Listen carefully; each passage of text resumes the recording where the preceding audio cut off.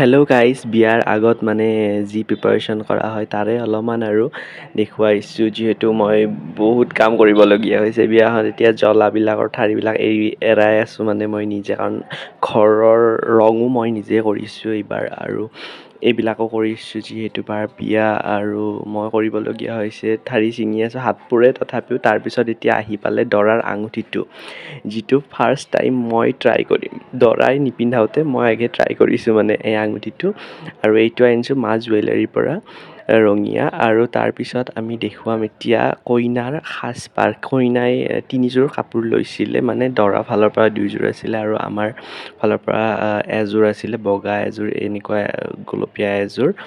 আৰু আজিকালি যিহেতু কইনাই নিজেই পচন্দ কৰি কাপোৰ লয়, সেইকাৰণে আৰু আমাৰ ইয়াতে প্ৰথমে আনিছে। তাৰপিছত এতিয়া মই এটা টি চাৰ্ট অৰ্ডাৰ দিছিলোঁ, যিটো বহুত ডাঙৰ হৈছিল আৰু এক্সচেঞ্জ কৰিব লাগিব।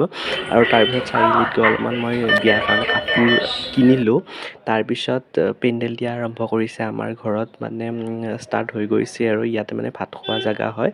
আৰু তাৰপিছত চোতালৰ ফালেও পেণ্ডেল দিছে, যিটো এতিয়া কাপোৰ চাপোৰ মাৰা নাই। ইয়াৰ নেক্সট ভ্লগত এইবিলাক ভালকৈ দেখা পাব আপোনালোকে। জোৰোণ ভ্লগ, হালধি ভ্লগ, তাৰপিছত বিয়াৰ ভ্লগ দেখা পাব। সেইকাৰণে প্লিজ প্লিজ প্লিজ চেনেলটো ছাবস্ক্ৰাইব কৰি ল'ব। Bye bye.